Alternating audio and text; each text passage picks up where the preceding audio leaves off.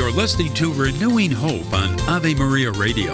To call in with a question or comment, dial 877-573-7825. That's 877-573-7825. Welcome back. I'm Mike Vasquez, your guide on today's journey on why do people use drugs. And are you one of the 3 Americans being impacted by substance abuse today? Today we're talking with Dr. Charles Wadley, board-certified addiction physician, and we've been discussing the barriers to getting help, why people use drugs, and right before the break we were talking about his alphabet and some of the terrible things, and so we were just talking about the terribles, and the D's are evident in substance abuse.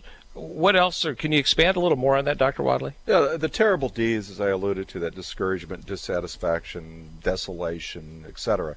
I framed that in the concept of the alphabetical grading system. You know, we're familiar with that, the A through F, A, B, C, D, and F. Fortunately, given God's grace and hope for the future, you know, no one needs to get an F, and it happens to align very well with our political correctness these days that nobody can fail. But there is some reality that, and I digress a bit here, but there's some reality that with God's mercy, we should never have to get an F. Anyway, the objective with this concept of the A through D system then, because we've thrown out the F for the moment, is to move up that grading scale from these terrible D's of discouragement and desolation and disillusionment to themes of the C's with contemplation and cognition and commit to change. And that's part of the stuff we do at St. Gregory's, is really try to engage some of that frontal lobe that we have once it gets cleared of its drug fog, if you will, and get them to start thinking about things. As they start for this commitment to change and using their cognition and contemplation, we can choose to have better options in our lives. We can change our behaviors. Now we're into the B's, and once we start looking at those things, we can develop an action plan for accomplishment and achievement. You know, this is the concept of stages of change and that working with a person's motivation. You're listening to Renewing Hope. I'm your host, Mike Vasquez, and we're talking with Dr. Charles Wadley.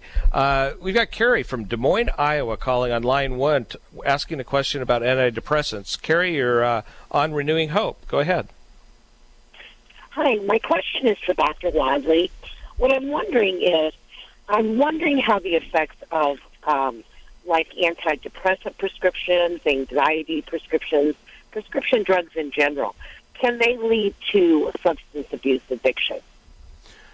Well, that on face value, we'd like to say no. Again, my background's in psychiatry, and you know, we never want to think that all those things we prescribe is causing a problem. However, we have found out. I mean, you mentioned anti-anxiety. One of the classic things that came out in the 1960s was the benzodiazepines. You know, the Valiums, the Libriums, now we have the Xanaxes and lorazepams and others. And everybody thought, oh, these are great. They're not addicting. People can take these, and they almost took them like candy. I don't know if you remember that old show, High Anxiety, but it was about a psychiatrist who was fearful of heights, and it was a parody on psychiatry, and it was kind of a parody on medications. He walks out of the elevator, and he's so anxious because he's so high up, and he said, does anybody have a Valium? And everybody pulls a bottle out of their pocket. It's so ingrained in our society, and I think, unfortunately, even if there isn't a dependency component, it makes us seek that immediate gratification, that satiation of our discomfort that we got to take something right now. Now, having said that, can you have dependency on some of these? Absolutely. The benzodiazepines are kind of notorious, and now, after they've been out 30 or 40 years, we're finally realizing that it kind of perpetuates the anxiety and causes a reinforcement of the continued use and escalation of doses. So, yes, on occasions. I know, do you have a specific medication in mind, Carrie? No, I was talking in general, but my second part to that question is in terms of recovery. In getting back, if you were to get in back using antidepressants or using those anxiety medicines, how does that play into relapse in recovery? I mean, is it able to happen where the anxiety medicine and the antidepressants can cause you to spiral back into relapse? Again, I think it depends on the medication, and certainly with the anti-anxiety agents, of which we've talked about, are notorious for that. I think what we like to do when we see somebody come in initially for that first week, we put them in a medical stabilization unit. We review that history. We try and get them off most all of their medications, including the psychotropics.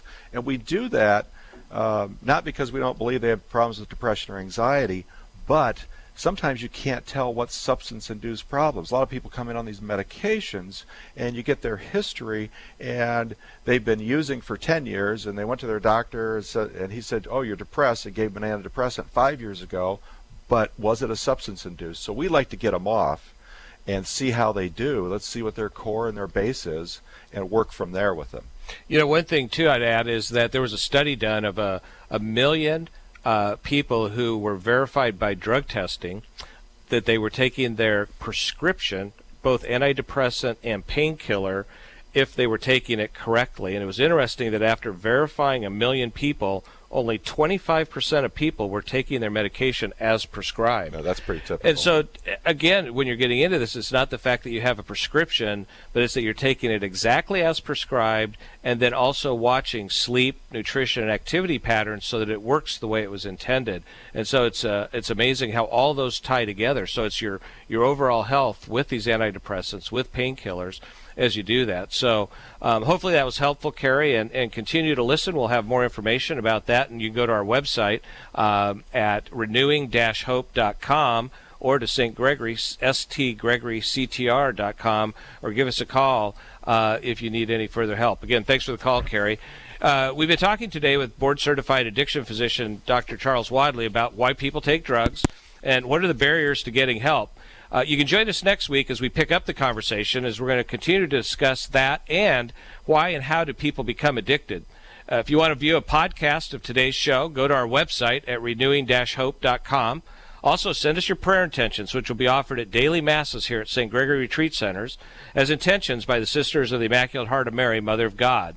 Our sisters are here in residence at the St. Gregory Campus Convent, led by their spiritual director, Father Francis. You can also sign up for daily emails that reflect on each day's Mass reading during the week. And don't forget to download the Prayer for Intercession by St. Gregory the Wonder Worker, the patron saint of desperate causes. In addition, if you or a loved one is struggling with addiction, take advantage of the resources we use here at St. Gregory. And so if you go to our website at renewing-hope.com, you can actually download our Transforming in Virtue book. It discusses virtue as the key component necessary to build a meaningful life and delves into each of the 7 virtues to describe what they mean. I know we had a call earlier asking about that, on how do you introduce God, and this book's a great example of how do you do that from a secular view and from a theological view, and how do you apply these to your life, and what relationship do they have to your Catholic faith. Transforming in Virtue can be downloaded by making a small tax-deductible contribution to the St. Gregory Foundation, which supports scholarships for those who wouldn't otherwise would have access to St. Gregory Retreat Centers. Or if you need help now, counselors are available at St. Gregory Retreat Center at 888-778-5833. Tune in next week when we talk about how people become addicted to drugs and alcohol. Until then, I'm Mike Vasquez, and thanks for letting me be your host. Us for this week's journey towards renewing hope. Renewing Hope with Mike Vasquez is produced by Ave Maria Radio in association with the St. Gregory Retreat Center. Find out more at stgregoryctr.com. Tune in next week as we continue to explore how to live the life of meaning and purpose we're all meant to have. Until then, continue to share the hope.